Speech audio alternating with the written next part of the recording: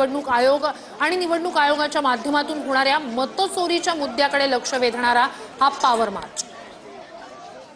सगळेच महत्त्वाचे खासदार निलेश लंके या ठिकाणी आपल्याला पाहता येतात, फौजिया खान पाहता येतात, तृणमूलचे सगळे महत्त्वाचे खासदार आहेत, महुआ मोइत्रा आहेत, यासह झामुमोचे खासदार, हे सगळे विरोधी बाकांवरचे खासदार आहेत। आज मतचोरीच्या मुद्द्यावर थेट केंद्रीय निवडणूक आयोगाच्या कार्यालयावर धडकणार आहेत। एक प्रकारे इंडिया आघाडीचा हा पॉवर मार्च आणि एक प्रकारे शक्ती प्रदर्शन महाराष्ट्रामधल्या विधानसभा निवडणुकानंतर आणि एकूणच लोकसभा निवडणुकानंतर इंडिया आघाडीची पहिली बैठक झाली आणि त्यामध्ये मतांच्या या मुद्द्यावर, मतचोरीच्या या मुद्द्यावर इंडिया आघाडीनं हा एल्गार पुकारलेला आहे।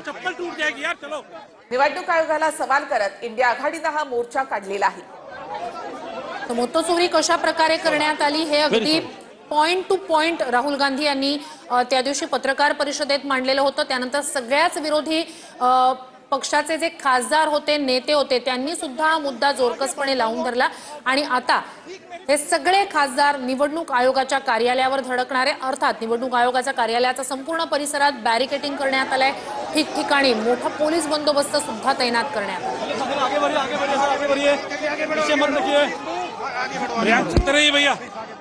झंडे वाले का सीन आ गया, झंडे वाले में ऐसे ही बोलते हैं।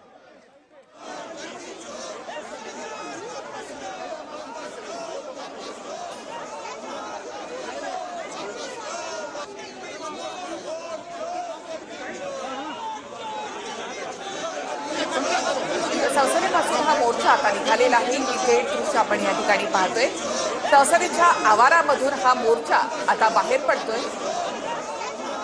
निवडणूक आयोगापर्यंत हा मोर्चा जाणार आहे। त्याआधी संसद परिसर आणि निवडणूक आयोगाचं कार्यालय इथे मोठा बंदोबस्त ठेवण्यात आलेला आहे।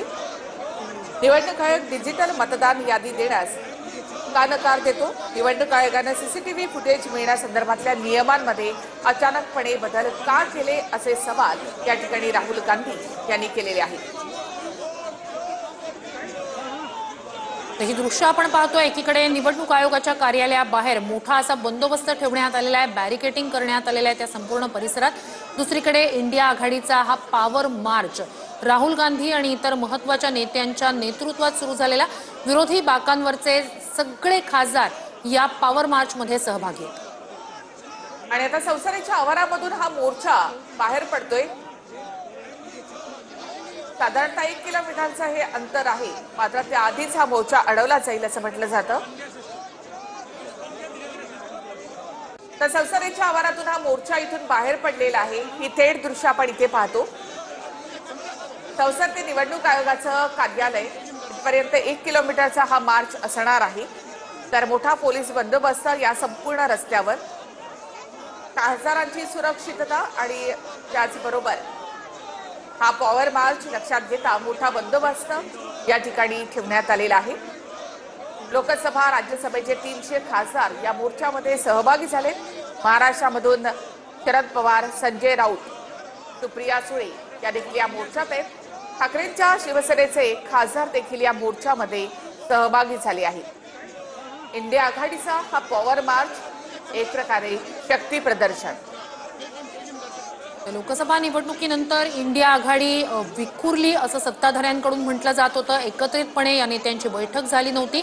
आत्ता मात्र या नेत्यांची एकत्रित एक बैठक झाली, त्याच ठिकाणी राहुल गांधी यांनी पॉवर पॉइंट प्रेझेंटेशन सुद्धा दिलेलं होतं आणि त्यानंतर निघालेला विरोधकांचा हा पॉवर मार्च। बाहेरील संसद भवन ते केंद्रीय निवडणूक आयोग यातलं जवळपास 1 किलोमीटरचं अंतर, पण त्याआधीच बॅरिकेडिंग आहे पोलिसांची आणि इथे मोर्चा अडवला जाणार आहे। ही सध्याची थेट दृश्य बघतो आहोत की राहुल गांधी यांच्या नेतृत्वात मोर्चा संसद भवनाबाहेर आलेला आहे आणि इथेच राहुल गांधी यांचा हा मोर्चा जो इंडिया अलायन्स आघाडीचा मोर्चा आहे, केंद्रीय निवडणूक आयोगाच्या कार्यालयावर धडकणारा आणि मतचोरी संदर्भात या केंद्रीय निवडणूक आयोगाला जाब विचारणारा मोर्चा इथे अडवला गेलेला आहे। या सगळ्या खासदारांच्या हातात फ्लेक्स आहेत, ज्यात मतचोरी आणि केंद्रीय निवडणूक आयोगाविरोधातील देखील स्लोगन्स आहेत आणि हा मोर्चा आता हळूहळू पुढे चालतो आहे। पण दिल्ली पोलिसांनी आणि संसद भवनाच्या आसपास असलेल्या केंद्रीय सुरक्षा यंत्रणेनं या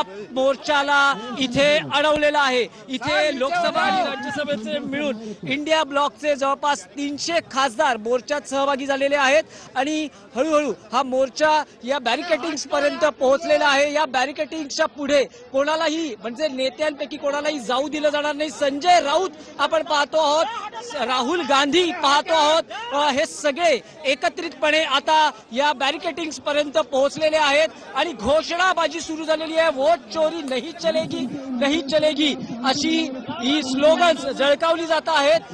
मात्र राहुल गांधी हे या बॅरिकेटिंग्स वर आलेले आहेत आणि ते बाहेर जाण्याचा प्रयत्न करत आहेत, बॅरिकेटिंग्स तोडण्याचा प्रयत्न करत आहेत। मोर्चा इथे इंडिया ब्लॉकचा अडवलेला आहे। दिल्ली पोलीस कोणत्याही परिस्थितीत या मोर्चाला बॅरिकेटिंग्सच्या पलीकडे केंद्रीय निवडणूक आयोगाच्या दिशेने जाऊ देऊ इच्छित नाही आणि त्यासाठीची ही पूर्ण सुरक्षा यंत्रणा, आपलं पूर्ण मनुष्यबळ, संख्या जे पोलीस आहेत, पोलिसांचं बळ वापरलं जात आहे।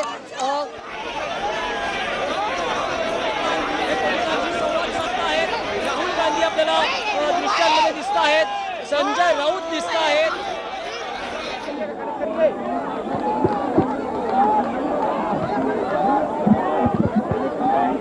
तर संसदेच्या बाहेरच हा मोर्चा या ठिकाणी अडवण्यात आलेला आहे।